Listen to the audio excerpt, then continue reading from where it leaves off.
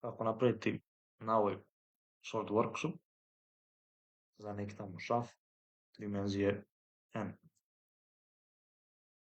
Top plane, napraviti sketch koji nam treba, može i ovoliko.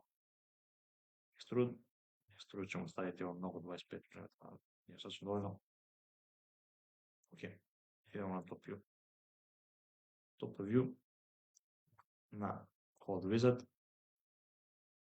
stisnemo position, 3D sketch, stavimo ga negdje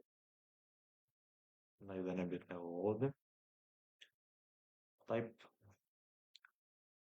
straight type, standard AS, bottom taped hole. Šraf veličine M8, M10, M10 nek bude.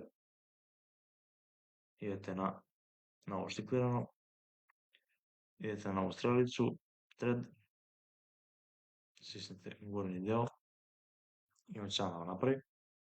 Ovo meni je ostalo prethodno, nama je ovo koliko bilo 25 mm, stavit ćemo 20 mm da bude na ovoj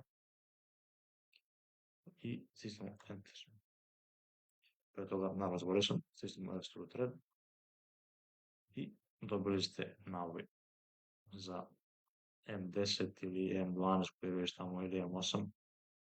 M nije hold thread, da vidimo koji je hold thread, 10 puta M25.